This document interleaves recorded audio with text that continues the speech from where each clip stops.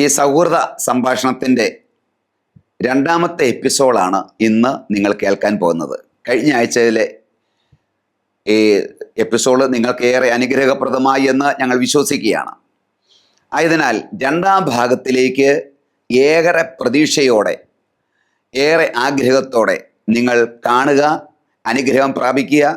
നിങ്ങളുടെ അനുഭവങ്ങൾ നിങ്ങൾ കമൻറ്റ് ബോക്സിൽ രേഖപ്പെടുത്തുവാൻ പ്രത്യേകമായിട്ട് താല്പര്യപ്പെടുകയാണ്.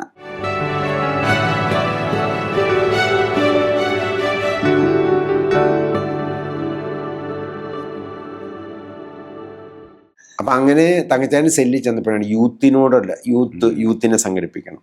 അങ്ങനെയാണ് ഇടവകയിൽ ഞാൻ ഓർക്കുന്നു, അച്ഛൻ്റെ അടുത്ത് ചെല്ലുന്നു. അച്ഛ ഇങ്ങനെ ഞാനൊരു തോമാച്ചനും ഉണ്ടായിരുന്നു. അച്ഛൻ്റെ അടുത്ത് ചെന്നപ്പോൾ അച്ഛൻ പറഞ്ഞു, അപ്പം എനിക്ക് അന്നും ഇന്നും ഈ ഓരോരുത്തരെയും ഇടപെടുമ്പോൾ ചുമ്മാ ചെന്നിട്ട് അച്ഛാ ഇങ്ങനെ എന്നല്ല. ഞാൻ ചെന്നിട്ട് പറഞ്ഞു, അച്ഛാ ഇങ്ങനെ സിമിത്തേരി എല്ലാം കാട് പിടിച്ച് കിടക്കുക, നമ്മുടെ സിമിത്തേരി. അപ്പം അതൊന്ന് തെളിച്ചോട്ടെ എന്ന് ചോദിച്ചു. അപ്പം അച്ഛൻ ചോദിച്ചു, സിമിത്തേരി? അപ്പം ഈ ഹൈ റേഞ്ചിൽ സിമിത്തേരി നിന്ന് വല്ലപ്പോഴും വല്ല കാരണവന്മാർ അബദ്ധത്തിൽ മരിച്ചാലും ഉള്ളൂ. ഇപ്പം രാമപുരത്തൊക്കെ സിമിത്തേരി കണ്ടാൽ തന്നെ നമുക്ക് മരിക്കാൻ തോന്നും. കാരണം അത്ര മനോഹരമായിട്ടാണ് കിടക്കുന്നത്. അവന്റെ വീടിനേക്കാളും അപ്പൊ ഇവിടെ വീട്ടിൽ കഴിയുന്നതിനേക്കാളും ഇവിടെ കിടക്കുന്നത്. അപ്പം ഞങ്ങൾ സിമിത്തേരി ഈ കാട് പിടിച്ചാൽ കിടക്കുന്നത് റബ്ബർ തോട്ടത്തിലാണ്. അപ്പം ഈ മരിക്കുന്ന ആളുടെ ബന്ധുക്കൾ ആ കുഴി കുത്തുന്നോണം മാത്രമേ ചെത്തി വെക്കുള്ളൂ. അപ്പൊ അച്ഛനോട് ചോദിച്ചപ്പോൾ അച്ഛൻ പറഞ്ഞു 2-3 തവണ ചെത്തിക്കോളാൻ പറഞ്ഞു, ക്ലീൻ ചെയ്തോളാം. അച്ഛൻ തമാശയായിട്ട് പറഞ്ഞെങ്കിലും ഞാൻ ഈ തോമാച്ചനും കൂടെ പോയി സിമിത്തേരി ചെയ്തു. എൻ്റെ ആദ്യത്തെ സുവിശേഷ പ്രസംഗം ആ സിമിത്തേരില്ല. അതിങ്ങനെ ചെത്തിക്കിളി. അപ്പൊ അച്ഛൻ വന്ന് കണ്ടപ്പോൾ അച്ഛൻ ഞെട്ടി. അച്ഛൻ പെട്ടെന്ന് തന്നെ അവിടെ നിന്ന് പാലെടുത്ത് ചൂടാക്കി ചായയൊക്കെ ഇട്ട് അച്ഛൻ്റെ തോർത്തും സോപ്പിൽ കുളിക്കാൻ പറഞ്ഞു. അപ്പൊ അങ്ങനെ അച്ഛനുമായിട്ടൊരു ആത്മീയ ബന്ധം.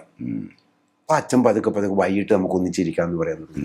അപ്പൊ ഞാൻ അച്ഛൻ പറഞ്ഞു, അച്ഛൻ നമ്മുടെ യുവജനങ്ങളെ, അങ്ങനെയാണ് യൂത്തിന് അച്ഛൻ പറഞ്ഞ് വീട് കയറിക്കോളാൻ പറഞ്ഞു.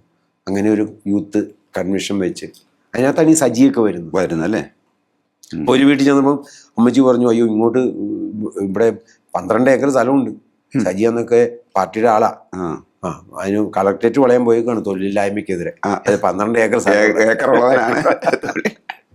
അപ്പൊ അമ്മച്ചി പറഞ്ഞു 250 അവിടത്തെ കൊണ്ടുവച്ചിട്ട് 1 മാസമായി, അത് വെച്ചിട്ടില്ല, കുഴികുത്തി വെച്ചേക്കുക. അതുകൊണ്ട് ദൈവത്തെ പണി തരണം, തൊഴിൽ കളക്ടറേറ്റ് പോയിരിക്കുക. അവിടെ ഇനി പ്രാർത്ഥനയുടെ പേരും പറഞ്ഞുകൊണ്ട് ഇങ്ങോട്ട് വന്ന് ശല്യപ്പെടുത്തരുതെന്ന് ഈ അമ്മച്ചി എന്നോട് പറയും. അപ്പൊ ഞാൻ എൻ്റെ കൂടെ വേറൊരു കൂട്ടുകാരനുണ്ട്, ഡെയ്സൺ എന്ന് പറയും. അപ്പൊ ഞാൻ അവനോട് നമുക്ക് ഈ റബ്ബർ തൈ വെച്ച് കൊടുക്കാം, ചിലപ്പോൾ അമ്മച്ചി വിടുമെന്ന് പറഞ്ഞു. അങ്ങനെ ഞാൻ അമ്മച്ചിയോട് പറഞ്ഞു, റബ്ബർ തൈ വെച്ച് തീർത്ത് അവനെ വിടാവൂന്ന്. അപ്പൊ അമ്മച്ചി ചോദിച്ചു, സുള്ളി വെക്കുമോ? പിന്നെ ഞാൻ മനസ്സിൽ അരി അടുപ്പത്തിട്ടോളാൻ പറഞ്ഞു. ഞാനും ഇതിനും കൂടെ 250 റബ്ബർ തൈ വെച്ചു.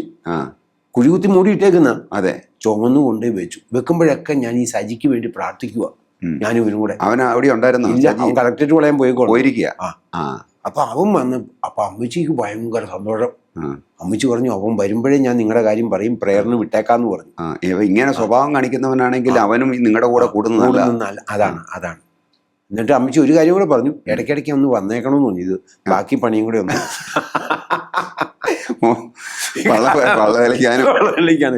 ഞങ്ങൾക്കതൊരു ഭയങ്കര ഇഷ്ടമായി, സന്തോഷമായി. അമ്മച്ചിക്കും ഭയങ്കര സന്തോഷമായി, നമ്മളോട് ബന്ധമായി. ശരിക്കും അതാണ് ഈ ബന്ധം എന്ന് പറയുന്നത്.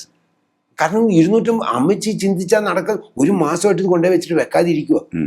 അപ്പൊ ആ അമ്മച്ചിനൊക്കെ ഇതിനകത്ത് പിടിച്ചിടാനായിട്ടുള്ള മാർഗം നമ്മൾ അങ്ങോട്ട് എന്ന് അവിടെ സഹായികളായി മാറുക. അതെ. അപ്പൊ എന്താ അതിനനുഗ്രഹിച്ച് ഇവൻ വന്നിപ്പോ ഇവൻ ഞെട്ടി. ഇവൻ കളക്ടറേറ്റ് വളയുമ്പോ ഞാൻ ഇവന് വേണ്ടി എന്ത് ചെയ്തു, പ്രവർത്തി വെച്ച് അവന് പകരക്കാരനായിട്ട് വീട്ടിൽ നിന്ന് ചെയ്യുക. അതാണ് അവനെ സ്വാധീനിക്കുന്നത്. അങ്ങനെയാണ് അവൻ വന്ന് കൂടുന്നത്. അത് കഴിഞ്ഞപ്പോ ഉണ്ടല്ലോ, ഇന്നിപ്പോ അവൻ കഴിഞ്ഞ ദിവസം ഞാൻ വിളിച്ചപ്പോ അവൻ ഓസ്ട്രേലിയയിൽ പോയി ധ്യാനിപ്പിക്കാൻ പോയി. അങ്ങനെ കിടന്നവരൊക്കെയാണ് കർത്താവിന് വേണ്ടി വന്നു കഴിയുമ്പോഴേ നല്ല തീഷ്ണതയുള്ള ചെറുപ്പക്കാർ ഇഷ്ടം പോലെ പേര്. ഈ തോമസ് കുമളി ഞാനാ വിളിച്ചോണ്ട് പോകുന്ന ആദ്യം. പിന്നില്ലേ, ഈ കഴിഞ്ഞ ദിവസം ബേബി ജോൺ കലയുന്നാനി അവിടെ ക്ലാസ് എടുക്കാൻ വന്നപ്പോ മുട്ടുകുത്തി എന്നെ അനുഗ്രഹിക്കണമെന്ന് പറഞ്ഞു. എന്റെ ധ്യാനം ആദ്യം കൂടുന്നത്. അപ്പൊ ദൈവം അങ്ങനെ ഒത്തിരി, അതാണ് ഞാൻ പറഞ്ഞത്, അന്നൊക്കെ നമ്മൾ ഇങ്ങനെ കഷ്ടപ്പെട്ടപ്പോഴൊക്കെ ഒരുപാട് ആത്മാക്കളെ ദൈവം നമുക്ക് തന്നു. ഇപ്പൊ തോമസ് കുമളി കാനഡയ്ക്ക് കണ്ടു പോയി. ഞാനാണ് തോമസ് കുമളിനെ ആദ്യം വിളിച്ചോണ്ട് പോകുന്നത്. കാലഘട്ടിയിൽ ഒരു കുട്ടികളുടെ ധ്യാനത്തിന് വരാൻ പറഞ്ഞു. അദ്ദേഹത്തിന്റെ ഒരു ടോക്ക് നമ്മൾ ബദലഹൻ TV-യിൽ നമ്മൾ ഇട്ടായിരുന്നു ഒരു 5-8 വർഷം മുമ്പ്, 5-6 വർഷം മുമ്പ്. അപ്പൊ അതൊത്തിരി വൈറലായി. അതിലൂടെയാണ് ലക്ഷക്കണക്കിന് പേര് കണ്ടു. അത് നമ്മളൊരു പ്രത്യേക രീതിയിലാണ് പിള്ളേരുടെ ചില പോയിന്റുകളൊക്കെ ഫ്രണ്ടിൽ കൊണ്ടുവന്ന് കട്ട് ചെയ്തിട്ട് തമ്മിന് പ്രമോ ഒക്കെ ഇട്ട് അതാണ് പുള്ളിനെ ഹിറ്റാക്കിയത്. അത് അറിയപ്പെടുത്തി എല്ലാം അറിയപ്പെടാനായിട്ട് കാരണമായത് ബദലഹൻ TV-യിലുള്ള പുള്ളിനെ നമ്മൾ ഇൻട്രൊഡ്യൂസ് ചെയ്താൽ 2-3 ടോക്ക് ഇട്ട്. അത് കഴിഞ്ഞപ്പോൾ മുതൽ പുള്ളിക്ക് ഒത്തിരി അവസരങ്ങൾ കർത്താവ് ഒരുക്കി കൊടുത്തു. നല്ല ഈശോയ്ക്ക് വേണ്ടി ജ്വലിക്കുന്ന തീക്ഷ്ണതയുള്ളൊരു മകനാണ്. ഈ ഷാജി വൈക്കത്ത് പറമ്പിലുമായിട്ട് എങ്ങനെയാ? അത് എനിക്ക് വേറെ അനുഗ്രഹം കിട്ടിയത് അതാണ്. തങ്കച്ചായൻ ഒരു സെൽ ഗ്രൂപ്പ് തുടങ്ങിയായിരുന്നു. ഞാൻ ആ സെല്ലിലെ മെമ്പറായി. അപ്പൊ അങ്ങനെയാണ് അവിടെ ഷാജി വന്നു, കുമ്പിളിമുട്ടി ജോർജ് ചേട്ടൻ വന്നു, ഒത്തിരി പേരുണ്ട്. ഞങ്ങളൊരു 10-12 പേരുണ്ടായിരുന്നു. അതിനകത്തുള്ളൊരു അനുഗ്രഹം എന്ന് പറയുന്നത് ഞങ്ങളെല്ലാം പിന്നീട് സുവിശേഷകരായിട്ട് മാറി. അതാണ് അതെ. അന്ന് കാലഘട്ടത്തൊക്കെ 10-30 വർഷങ്ങൾക്ക് മുമ്പ് ധ്യാനം കൂടുന്നവരല്ല, അതിനകത്തൊരു 90% പേരും അവരൊരു ശുശ്രൂഷകരായിട്ട് മാറുന്നതാണ് നമുക്ക് കാണാൻ പറ്റുന്നത്. ശുശ്രൂഷ ഏതെങ്കിലും വിധത്തിൽ, ഒന്നിൽ പ്രീച്ചേഴ്സ്, കൗൺസിലേഴ്സ്, അല്ലെങ്കിൽ പ്രേക്ഷിതർ, ഇന്റർസെഷൻകാര്, അല്ലെങ്കിൽ വീടുകൾ കയറി ഇറങ്ങി കുടുംബങ്ങൾക്ക് വേണ്ടി പ്രാർത്ഥിക്കുന്ന, തെരുവിൽ ഏതെങ്കിലും വിധത്തിൽ പ്രേക്ഷിതരായിട്ട് മാറിയിട്ടുണ്ട്. അന്ന് ദൈവാനുഭവം കിട്ടി ശുശ്രൂഷ മേഖലയിലോട്ട് വന്നതുപോലെ ഇന്ന് വരുന്നില്ല അല്ലേ? അതെ. അതെൻ്റെ ഒരു വേദനയാണ്. ഇന്ന് ഒരാൾ വന്ന്, ഒരു ചെറുപ്പക്കാരൻ വന്നിട്ട്, സുനിലേട്ടാ എന്നെയും കൂടെ ഒന്ന് ഈ ശുശ്രൂഷിക്കുന്നു, അല്ലെങ്കിൽ ഒന്നും വേണ്ട, ഒരു സഹായിക്കാൻ ഞാൻ വരാം, അങ്ങനെ ഒരു വാക്കായി പറയാനായിട്ട് പോലും ഇല്ല. അതൊരു കാരണം ഇന്നത്തെ ധ്യാനത്തിലൂടെ അങ്ങനെ ഒരു അഭിഷേകം, ശുശ്രൂഷയിലോട്ടുള്ള ഒരു അഭിഷേകം കിട്ടുന്നില്ല. ഒന്നിലെ അങ്ങനെയുള്ള ബോധ്യം ധ്യാനകേന്ദ്രങ്ങളിൽ നിന്ന് കൊടുക്കുന്നില്ലാത്തതുകൊണ്ടാണ്. കാരണം നമ്മൾ അന്നത്തെ കാലഘട്ടത്തൊക്കെ സുവിശേഷ വേലയെ കുറിച്ച് തന്നെ 1-2 ടോക്ക് എടുക്കാറുണ്ട്. പിന്നെ ഈ ആത്മായ സുവിശേഷ വേല, ആത്മായരുടെ ദൗത്യത്തെ കുറിച്ച് പറയാറുണ്ട്. ആത്മായന്റെ അത് ബോധ്യം കൊടുക്കണം. മാത്രമല്ല ആ ധ്യാനം കഴിഞ്ഞ ഉടനെ ഇവര് ലോക്കലിലുള്ള ആ ഇടവകയിലുള്ള കൂട്ടായ്മയുമായി ബന്ധപ്പെടുന്നു. ആ പ്രയർ ഗ്രൂപ്പിലൂടെ വളർന്ന് ഇവരെല്ലാം ഏതെങ്കിലും വിധത്തിൽ കർത്താവിന്റെ ശുശ്രൂഷ ചെയ്യണമെന്നുള്ള ആഗ്രഹം തന്നെ ഉണ്ടാകുക, പ്രേക്ഷിതരായി മാറുക. ഇന്ന് അങ്ങനെ ഇല്ല, ഉണ്ടാകുന്നില്ല. അപ്പൊ അത് ഇന്നത്തെ ഈ കാലഘട്ടത്തിലെ വചനപ്രഘോഷകരോ ധ്യാനഗുരുക്കന്മാരുടെയോ അപചയം കൊണ്ട് തന്നെയാണ്. തീർച്ചയായും. കാരണം അവര് വേണ്ട വിധം ഫോക്കസ് ചെയ്ത് അങ്ങോട്ട് വിടുന്നില്ല, പിന്നെയോ ധ്യാനകേന്ദ്രങ്ങളിലോട്ട് ക്ഷണിക്കുക. എന്നിട്ട് ഇവര് ശുശ്രൂഷകരാണെന്ന് പറഞ്ഞ് അവിടെ നിൽക്കുന്നു. അതെനിക്ക് തോന്നി ഇവർക്ക് ഈ നല്ല ഈ ബോധ്യങ്ങൾ കിട്ടിയ അന്നിപ്പോൾ ഈ തങ്കച്ചായനൊക്കെ നമുക്ക് പറഞ്ഞു തരും. ഈ കൂട്ടായ്മ, ആത്മായ ദൗത്യം എന്താണ്, സഭ എന്താണ്, സഭയിൽ നമ്മുടെ റോൾ എന്താണ്, അതുപോലെ തന്നെ ഇടവകയാണ് സഭയുടെ ഏറ്റവും ചെറിയ പതിപ്പ്. അപ്പൊ ഇടവകയായിട്ട് ബന്ധം ഉണ്ടാകണം. വികാരി ഇപ്പം രാമൂരും ഇടവക, ഇപ്പം ഞാനായിരിക്കും, എനിക്ക് അച്ഛനുമായിട്ട്, അല്ലെങ്കിൽ ഞാൻ ഇടവകയെ കാണുന്നത് ഈ പറഞ്ഞൊരു സഭയുടെ ഏറ്റവും ചെറിയ പതിപ്പ്, അവിടെയായിട്ട് എനിക്ക് ബന്ധം ഉണ്ടാകണം. ഇപ്പം എന്ത് കാര്യം ഉണ്ടെങ്കിലും അച്ഛൻ്റെ അടുത്ത് ചെല്ലും, പറയും. അച്ഛനാണേലും നമ്മളോട് എല്ലാ കാര്യങ്ങളും ചൊല്ലി ഇന്നപോലെ ചെയ്യണം. ഈ കഴിഞ്ഞ നോമ്പ് കാലത്ത് ഞാൻ എൻ്റെ ഇടവകയിൽ ധ്യാനം നടത്തിയത്. ഈ പ്രയർ ഗ്രൂപ്പ് നമ്മൾ ഇടവ് വെച്ച് നമ്മൾ ചെയ്യാറുണ്ട്. അതിനകത്ത് സ്ത്രീകളും പുരുഷന്മാരെല്ലാം ഒന്ന് പ്രയർ ഗ്രൂപ്പ്. ഈ സെൽ ഗ്രൂപ്പ് നിങ്ങളുടെ അവിടെ ഭയങ്കര കുറച്ചും കൂടെ നന്നായിട്ട് ആക്റ്റീവായിട്ട് ഈ പോവുമായിരുന്നു സെൽ ഗ്രൂപ്പ്. അത് പുരുഷന്മാരെ മാത്രം അല്ലെങ്കിൽ ബോയ്സ് മാത്രം ഇങ്ങനെ പോകുമായിരുന്നു. അതിനൊക്കെ ഒത്തിരി വണ്ടിയില്ലെങ്കിൽ രാത്രി കാലങ്ങളിൽ കിലോമീറ്ററുകൾ നടന്നായാലും ഈ കുന്നും മല അങ്ങനെ കയറി വരുമായിരുന്നു. അതിനെക്കുറിച്ച് വല്ലതും പറയാമോ? അതായത് ഈ പലർക്കും സെൽ എന്താണ്, പ്രയർ ഗ്രൂപ്പ് എന്താണെന്ന് അറിയില്ല. ശരിയാണ്, അതാണ് വിഷയം. ഇപ്പം ഞാൻ പലരും വന്നിട്ടും ആർക്കും സെല്ലെന്ന് പറഞ്ഞാൽ അറിയില്ല. അതുകൊണ്ട് എന്ത് സംഭവിക്കുന്നു വെച്ചാൽ ഒരുപാട് കുറവുകളുണ്ട്. കുറവെന്ന് പറഞ്ഞ് ഞാൻ ഉദ്ദേശിച്ചത് നമ്മൾ പോകേണ്ടതാണോ, ചെയ്യേണ്ടതാണോ, നമ്മുടെ ഒരു വ്യക്തിത്വ ഒരു ഫോർമേഷൻ അതാണ്. ഇപ്പൊ എനിക്ക് 18 വർഷം ഞാൻ ഇടുക്കി സെല്ലായിരുന്നു. എനിക്ക് ഒരുപാട് ഫോർമേഷൻ കിട്ടി. ഞാൻ പോകേണ്ട വഴികൾ തിരഞ്ഞെടുക്കേണ്ട ഓരോ കാര്യങ്ങളിലും. ഇപ്പം എൻ്റെ വിവാഹമായപ്പോൾ സെല്ലിലുള്ള എല്ലാവരും കൂടിയാണ് പ്രാർത്ഥിച്ചത്. ഇനി സെല്ല് പോയി ഒരാളെ വിട്ട് കണ്ടു, പെങ്കുച്ചുമായിട്ട് സംസാരിച്ചു. അപ്പോൾ എനിക്കിത് അനുയോജ്യമാണോ, എല്ലാം നമുക്ക് ഇതിന്ന് കിട്ടിയ ഫോർമേഷനിലൂടെ ആ കണ്ണാടിയിലൂടെയാണ് ആണ് പോകുന്നത്. നമ്മൾ ഇതിനെ കാണുന്നതും പോകുന്നത്. നമ്മൾ സ്വീകരിക്കുന്നതും ശരിയാണോ തെറ്റാണോ മനസ്സിലാകുന്നില്ല. പിന്നെ വീട്ടിലൊരു പ്രശ്നം വന്നാൽ ഇവർ ഓടി വരും, അവരത് ചെയ്യുക, സ്വന്തം പോലെ ചെയ്യുക. അപ്പം എനിക്ക് സെല്ലുണ്ട്. ഇനി പ്രെയർ ഗ്രൂപ്പ് എന്ന് പറയുന്നത് അവിടെ വന്ന് സ്പോണ്ടേനിയസ് ആയിട്ട് പ്രെയർ നടത്തുന്നു. അതാണ് പ്രെയർ ഗ്രൂപ്പ്. അവിടെ ആരും നമ്മൾ തുറക്കുന്നില്ല, എന്നുവെച്ചാൽ നമ്മൾ ഷെയർ ചെയ്യുന്നില്ല. പ്രെയർ ഗ്രൂപ്പ് സെല്ല് അതല്ല, സെല്ല് പ്രാർത്ഥനയല്ല. നന്നായിട്ട് നമ്മൾ അവിടെ നമ്മളെ തന്നെ ഓപ്പൺ ചെയ്യും, എല്ലാം തുറന്നു പറയുക. ഇപ്പൊ കുറവായാലും വിട്ടതായാലും അബദ്ധങ്ങൾ പറ്റിയതായാലും എന്തും പറയും, എല്ലാം പറയും. നമ്മുടെ ചിന്തകൾ പോലും പറയും, എല്ലാം പറഞ്ഞ്. രണ്ട് സെല്ലെന്ന് പറയുന്നത് ആരും അവിടെ തിരുത്തുമല്ല ചെയ്യുന്നത്. നമ്മളിത് ഷെയർ ചെയ്യുന്നു. അപ്പൊ അവരെല്ലാവരും കൂടെ പ്രാർത്ഥിക്കുന്നു. അപ്പോ ചില LAs ആയിരിക്കുന്ന അറിവുള്ളവര് നല്ല നല്ല അതുമായിട്ട് ബന്ധപ്പെട്ട് നമുക്ക് അവരുടെ അനുഭവങ്ങൾ പറയുമ്പോൾ അവരുടെ അനുഭവങ്ങൾ പറയുമ്പോൾ നമുക്ക് ഇതിൽ നിന്ന് ഉത്തരം കിട്ടി. അല്ലെ, നമ്മുടെ പ്രശ്നത്തിന് ഉത്തരം കിട്ടി അവരുടെ അനുഭവങ്ങൾ പങ്കുവെക്കുമ്പോൾ കിട്ടി. ഇപ്പൊ സിമ്പിൾ ഉദാഹരണം പറയാം. അന്ന് സെൽ ഗ്രൂപ്പിൽ പെട്ട ഒരാളുടെ പെങ്ങള് ഒരു പ്രേമമാണ്, ഒരു ചെറുപ്പക്കാരനെ പ്രേമിക്കുന്നു. അപ്പൊ അത് സെല്ലി വന്ന് പറയുന്നു. അപ്പൊ അന്നേരം തങ്കച്ചാൻ ചോദിച്ചു, ഇത് നിങ്ങളുടെ പെങ്ങളെ ആണെങ്കിൽ നിങ്ങൾ എന്ത് ചെയ്യും? എല്ലാവരോടും പറയാൻ പറഞ്ഞു. അപ്പൊ ചെല്ലു പറഞ്ഞു അവന്റെ അടുത്ത് ചെന്നിട്ട് അവനെ പിടിക്കും അല്ലെങ്കിൽ എന്നൊക്കെ പറഞ്ഞു. അപ്പൊ അതിനകത്ത് ഒരാൾ പറഞ്ഞു, ഞാൻ അന്നേരം കർത്താവിലേക്ക് നോക്കുന്നു. അതാണ് കറക്റ്റ് ഉത്തരം. അപ്പൊ ഞങ്ങൾക്ക് ആ പ്രശ്നം കൊണ്ട് അങ്ങനെ ഒരു പ്രശ്നം ഉണ്ടാകുമ്പോൾ എങ്ങനെ അതിനെ ഫേസ് ചെയ്യണമെന്ന് സെല്ലിൽ നിന്നാണ് കിട്ടുന്നത്. അപ്പൊ ഞങ്ങൾ ഏത് പ്രശ്നം വരുമ്പോൾ എങ്ങോട്ട് നോക്കാൻ തുടങ്ങി? കർത്താവിലേക്ക് നോക്കാൻ തുടങ്ങി. പിന്നെ ഒത്തിരി തളർന്ന് ക്ഷീണിച്ച് അവന് വിഷമായിട്ട് വരുന്നവന് അവൻ വിഷമങ്ങൾ പറഞ്ഞു തരുമ്പോൾ തന്നെ അവൻ്റെ ഒരു ആശ്വാസം, എന്നെ മനസ്സിലാക്കുന്ന ഒരു ഗ്രൂപ്പ് ഉണ്ടല്ലോ, സ്നേഹിതരുണ്ടല്ലോ എന്നുള്ള ചിന്തയാൽ അവന് വേണ്ടി അവനെ ആശ്വസിപ്പിക്കുകയും അവന് വേണ്ടി പ്രാർത്ഥിക്കുകയും അവനെ പിന്നെ വിശേഷം എങ്ങനെ ഇരിക്കുന്നത് അന്വേഷിക്കുകയും ചെയ്യുന്ന അല്ലേ? അതാണ് ഒരു അഭേദ്യമായ ബന്ധം. പിന്നെ സെല്ലിലെ ഒരു കാര്യങ്ങളും പുറത്തു പറയാം. അങ്ങനെ കുമ്പസാര രഹസ്യമാണ്. അത് ഒരു നിയമമല്ല, അല്ലെങ്കിൽ പോലും ആ ഒരു ബന്ധത്തിന്റെ പേരില് അത് പുറത്ത് വഴിയിൽ വെച്ച് അത് ചർച്ചാ വിഷയമാകുമോ? വീട്ടിൽ പോലും ഒന്നും പറയല. അതങ്ങനെയാണ്. അതാണ് സെല്ലെന്ന് പറയുന്നത്. അതെ, ശരിക്കും കുമ്പസാര രഹസ്യമാണ്. നമ്മളൊരു കുറവുകൾ പറഞ്ഞു, നമ്മുടെ ഒരു പാപ ചിന്തകൾ പറഞ്ഞു, അത് പുറത്തു പറയില്ല. പിന്നെ വേറൊരു പ്രത്യേകം അറിയോ, അവൻ എന്ത് തെറ്റ് ചെയ്തു വന്നാലും അവനെ ഞങ്ങള് എന്ത് ചെയ്യും? സ്നേഹിക്കും. അവനെ സ്നേഹിച്ച് സാരില്ലടാ, ദൈവം ഇടപെടും. ഈ വിഷമം അതൊക്കെ ഇപ്പൊ ഞമ്മങ്ങളുടെ ജീവിതത്തിൽ ഉണ്ടായിട്ടുണ്ട്.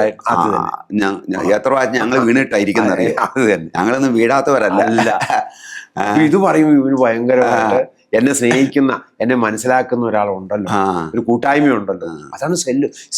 ശരിക്കും വരുന്നത് ഈശോയുടെ സെല്ലുണ്ടായിരുന്നു. ഈശോയ്ക്ക് സെല്ലുണ്ടായിരുന്നു, സെൽ ഗ്രൂപ്പ് ഉണ്ടായിരുന്നു. 12 പേര് സെൽ ഗ്രൂപ്പ്, കോർ ഗ്രൂപ്പ് ഉണ്ടായിരുന്നു. ഇതെല്ലാം ഉണ്ടായിരുന്നു. അതിന് നമ്മൾ പഠിക്കേണ്ടത്. പത്രോസ്, യാക്കോ, യോഹൻ ഇവരെയും കൂട്ടിക്കൊണ്ട് ഈശോ പോവായിരുന്നു. അതെ, ഉണ്ടോ? അപ്പൊ മറ്റാരോടും പറയാത്ത കാര്യങ്ങൾ ഈ സെൽ ഗ്രൂപ്പിലാണ് ഈശോ പറഞ്ഞുകൊണ്ടിരുന്നതും എല്ലാം പറഞ്ഞ്.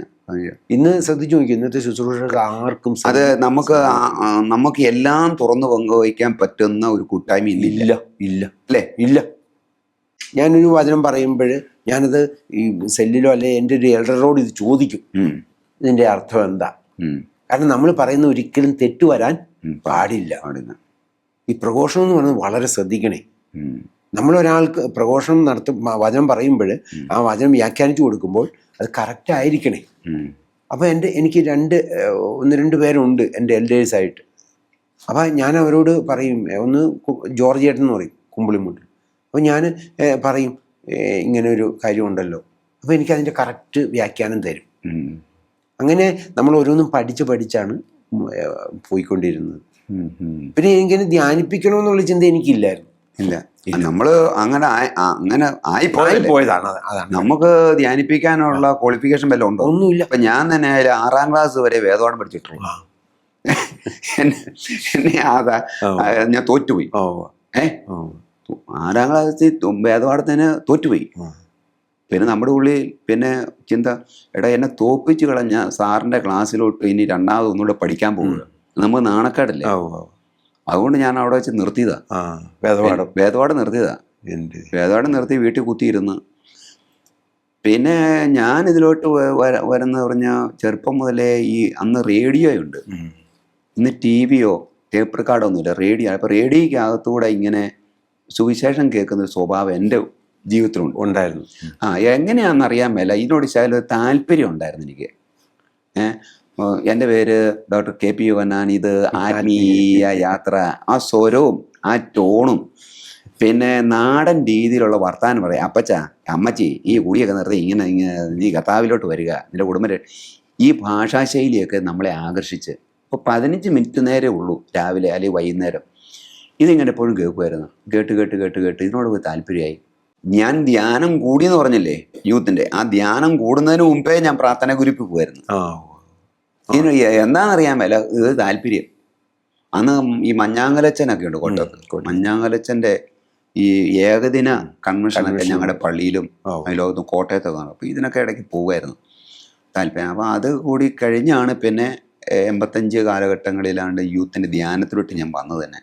അന്ന് ഞാൻ പറയില്ലേ, 2 പേരോട് വർത്താനം പോയാലും പറയാനായിട്ട് നമുക്ക് അറിയാൻ മേലാത്ത സാഹചര്യത്തിൽ, ബൈബിൾ തന്നെ അതിന് ഒന്നും അറിയാൻ മേല സാഹചര്യത്തിൽ നിന്ന് ദൈവം നമ്മളെ ഇതുപോലെ, ഇപ്പോൾ സഹോദരനെ ആയാലും നമ്മളെ ആയാലും ദൈവം ഈ നിലവാരത്തിലോട്ട് ദൈവമാക്കി. പിന്നില്ലേ നമ്മൾ. അപ്പം നമ്മൾ ഒരിക്കലും ബുദ്ധിയിൽ ചിന്തിക്കുന്നതിനപ്പുറമായ പ്ലാറ്റ്ഫോമിലൂടെ അല്ലേ, പ്ലാറ്റ്ഫോം ദൈവം നമുക്ക്, അല്ലെങ്കിൽ സ്റ്റേജുകൾ, അവസരങ്ങൾ ദൈവം നമുക്ക് തന്നിട്ടുണ്ട്. ഒരുപാട് പിന്നെ അത് എത്ര ഉയർന്ന നിലവാരത്തിലുള്ള ശുശ്രൂഷകൾ.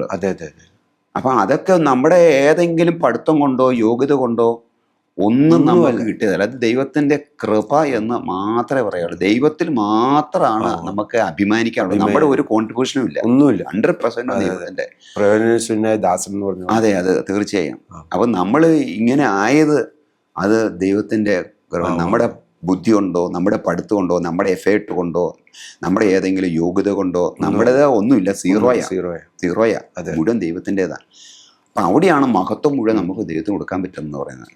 ഇത് തിരിച്ചറിയുന്നവർക്ക് മാത്രമേ ഈശോയ്ക്ക് വേണ്ടി സൗജന്യമായിട്ട് ജീവിതം പോലും, അല്ലേ, തൻ്റെ ജീവിതം മുഴുവൻ ഈശോയ്ക്ക് വേണ്ടിയിട്ട് കൊടുക്കാനായിട്ട് പറ്റുള്ളൂ. ഇതാണ് ഞാൻ അന്നേരം എപ്പോഴും ഇങ്ങനെ ഓർക്കുകയും, ഇപ്പോൾ നമ്മൾ ഇത്രയും കാലം ജീവിച്ചു, 56 വയസ്സായി. ഓരോ കാലഘട്ടങ്ങളിലും ദൈവം അതാത് കാലഘട്ടങ്ങളിൽ അഭിഷേകം തന്നുകൊണ്ട് ദൈവം നമ്മളെ നയിച്ച്. അപ്പം ഞാനിങ്ങനെ ധ്യാനിപ്പിക്കാൻ ഒരു പള്ളിയിൽ, എൻ്റെ പരിപാടി എന്ന് വെച്ചാൽ ഈ ഇടവകളിൽ ധ്യാനം സംഘടിപ്പിക്കുന്ന പരിപാടിയായിരുന്നു. ഞാനന്ന് തോമസ് കുര്യനെയൊക്കെ വിളിച്ച് കുട്ടികളുടെ ധ്യാനം നടത്തിയിട്ടുണ്ട് ഹൈ റേഞ്ചിൽ. പിന്നില്ലേ, നിങ്ങളവിടെ വന്ന്, അതിനാണ് നിങ്ങൾ വരുന്നത്.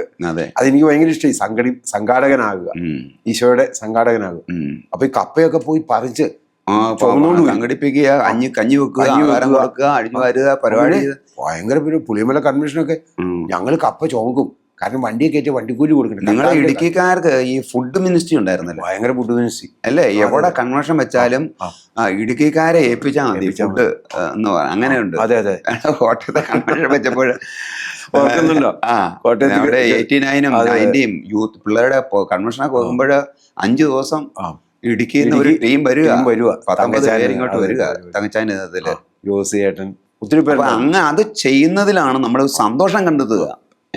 നമുക്ക് സ്റ്റേജേ കയറണ്ട. ഇപ്പോൾ സ്റ്റേജിലും കയറണ്ട. ഇപ്പോഴും നമുക്ക് അതിലും വലിയ സന്തോഷമില്ല. നമുക്ക് ഈ അടിച്ചു മാറാനും അപ്പ ഉണ്ടാക്കാനും പുല്ല് പറിക്കാനും അല്ല ഇങ്ങനെ കാര്യങ്ങളൊക്കെ നമ്മൾ ഭയങ്കര അതിനകത്ത് ആനന്ദം കണ്ടെത്തുക.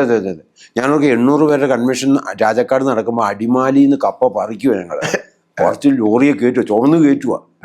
അതൊക്കെ മനസ്സിൽ നിന്ന് മായുന്നില്ല. കാരണം എന്താണെന്നറിയോ, പണിക്കാരെ കൂട്ടി അത്രയും കാശ് കർത്താവിന്റെ കാശ് പോകും. അതാണ് കർത്താവിന്റെ കാശ് എന്നാ പറയുന്നത്. എന്നിട്ട് പറഞ്ഞ് ഞങ്ങൾ കയറ്റുവാണ്. ഈ ഇറച്ചിയൊക്കെ ചുവന്നുകൊണ്ട് വരുവാണ്. എന്നിട്ട് കപ്പ കുത്തുമ്പോഴും ഇങ്ങനെ പ്രാർത്ഥിക്കുകയാണ് ഏത് കൺവെൻഷൻ കൂടുന്നതിന് വേണ്ടിയിട്ട്. ഓയ്യോ, എന്തോ ഒരു കക്കൂസ് കുഴി കഴുകിയിട്ടുണ്ട്. കാണുന്നിടത്ത് പായ വിരിച്ച് കിടക്കുക. എന്നൊക്കെ അത് ഭയങ്കരമായിട്ട് ഈശോയോടുള്ള ഒരു അറ്റാച്ച്മെന്റ് ആയിരുന്നു. അയ്യോ, അന്ന് മൈക്കൊന്നും നമുക്ക് വേണ്ട. മൈക്ക് വേണ്ട നമുക്ക്. അടുക്കളയിൽ പണി ചെയ്ത് നോക്കുമ്പോഴാണ് പറയുന്നത് പ്രസംഗം വന്നിട്ടില്ല, എന്നാ പോയി ടോക്ക് എടുക്കാം. തള്ളി കയറ്റി വിടുക. ഞാൻ അങ്ങനെ പല സ്ഥലത്തും കയറിയിട്ടുണ്ട്. ഇപ്പൊ തന്നെ ആദ്യത്തെ ധ്യാന പ്രസംഗം എന്ന് പറയുന്നത് ഷാജീനെ ബുക്ക് ചെയ്തേക്കുക പാപത്തിന്റെ ടോക്ക് എടുക്കാൻ. ഇവൻ വന്നില്ല. അപ്പൊ അച്ഛൻ പറഞ്ഞു നീ കയറി എടുക്കാൻ. ഞാൻ പറഞ്ഞ അച്ഛൻ ഞാൻ എടുത്തിട്ടില്ല. അപ്പൊ അച്ഛൻ ചോദിച്ചു താൻ പാപം ചെയ്തിട്ടുണ്ട്, അത് പറഞ്ഞാൽ മതി. അങ്ങനെ ഞാൻ ക്ലാസ് എടുത്ത് അച്ഛനിത് കേട്ട് പുറത്തിറങ്ങി നിന്നപ്പോ അച്ഛൻ പറഞ്ഞു നാളെ വരാമെന്ന് പറഞ്ഞ ആളോട് വരണ്ട, അപ്പൊ അങ്ങനെയാണ് നമുക്ക് മനസ്സിലാകുന്നത്. നമ്മൾ പറഞ്ഞ ആളുകള് ഇത് കേൾക്കും. അപ്പൊ ഇവിടെ ഈ വിജ്ഞാനികളുടെ വിജ്ഞാനത്തെ നശിപ്പിക്കുന്നു എന്ന് പറയുന്നുണ്ട്. പൗലോസ്ലിയ പറഞ്ഞിട്ടുണ്ട്, താൻ പഠിച്ചു വെച്ച ഗമാലിയലിന്റെ കീഴിലിരുന്ന് മുഴുവൻ പഠിച്ച സകല എനിക്ക് അഭിമാനിക്കാൻ ജഡീകമായി അഭിമാനിക്കാനായിട്ടുണ്ട്. പക്ഷേ ഈ ഡിഗ്രികൾ മുഴുവൻ, പക്ഷെ ഇത് മുഴുവൻ ക്രിസ്തുവിന്റെ ജ്ഞാനത്തെ പ്രതി ഞാൻ ഉച്ഛിഷ്ടം പോലെ കഴുകുന്നു. അപ്പം ആത്മാക്കളെ നേടാനായിട്ട് ഈ ലോകത്തിൽ നമ്മൾ പഠിച്ചെടുക്കുന്ന എഴുതിയെടുക്കുന്ന ഡിഗ്രികളല്ല വലുത്. പരിശുദ്ധാത്മാവിന്റെ കൃപയാണ്. അവന് വചനത്താലും ആത്മാവിനാലും അഭിഷേകം ചെയ്തു എന്ന് പറയുന്നത് യേശുവിനെ കുറിച്ച്. ഇതാണ് ഒരു വ്യക്തിയിലോട്ട് ഇറങ്ങുന്ന. ഇപ്പോൾ ജോൺ മരിയ വിയാനി ഈ ഇടവികാരിമാരുടെ എല്ലാം മധ്യസ്ഥനാണ്. പുള്ളി എന്നാ ഡിഗ്രി ഉണ്ടായിരുന്നു? അല്ലെ ഡോക്ടറേറ്റ് വല്ല എടുത്തൊന്നുമില്ല. പ്രസവിക്കാൻ തന്നെ അറിയാവോ? ഇല്ല. പരീക്ഷ തന്നെ എഴുതിയിട്ട് തോറ്റുപോയ ആളതെ. പക്ഷേ എല്ലാ വികാരി അച്ഛന്മാരുടെയും മധ്യസ്ഥനായിട്ട് ജോൺ മരിയ വിയാനി വെച്ചിരിക്കുകയാണ്. അതിന് കൃപ എന്ന് പറയുന്നത്. അത് ഈ ഇടുക്കിയിലാണെങ്കിൽ ഒരു കോഴിയമ്മച്ചി ഉണ്ടായിരുന്നു. കോഴിയമ്മച്ചി എന്നാണ് ഞങ്ങൾ വിളിക്കുന്നത്. മരിച്ചുപോയി, ചേമ്പളം. ഈ അമ്മച്ചി ഒരു അക്ഷരാഭ്യാസവും ഇല്ല, പക്ഷെ അമ്മച്ചി പ്രാർത്ഥിച്ച രോഗികൾ സൗഖ്യപ്പെടും. അന്നങ്ങനെയാ. അപ്പൊ ഈ അമ്മച്ചിമാർക്കും അച്ചായമാർക്കും ഈ ആർക്കും വിദ്യാഭ്യാസമൊന്നുമില്ല, കർത്താവിന്റെ നാമത്തിൽ സൗഖ്യപ്പെട്ടെന്ന് അന്നേരം സൗഖ്യമോ. അതാ അന്നത്തെ കാലത്ത് ഇവരെല്ലാം ശുശ്രൂഷകരായിരുന്നു. ഈ രണ്ടാം ഭാഗം, ഈ എപ്പിസോഡ് നിങ്ങൾക്ക് ഏറെ സഹായകരമായി എന്ന് ഞങ്ങൾ വിശ്വസിക്കുന്നു. നിങ്ങൾക്ക് വേണ്ടി, കാണുന്നവർക്കെല്ലാം വേണ്ടി ഞങ്ങൾ പ്രാർത്ഥിച്ചുകൊണ്ടാണ് ഇരിക്കുന്നത്. പ്രിയമുള്ളവരെ, ഇത് മുടക്കം കൂടാതെ ഇതിൻ്റെ അടുത്ത ഭാഗം, മൂന്നാം ഭാഗം കാണുവാനായിട്ട് അടുത്ത ആഴ്ച നിങ്ങൾ കാത്തിരിക്കുക. നിങ്ങളുടെ വിലപ്പെട്ട അഭിപ്രായങ്ങൾ, അനുഭവങ്ങൾ നിങ്ങൾ കമൻറ്റ് ബോക്സിൽ രേഖപ്പെടുത്തുവാൻ പ്രത്യേകമായി ഓർമ്മപ്പെടുത്തുന്നു. God bless you.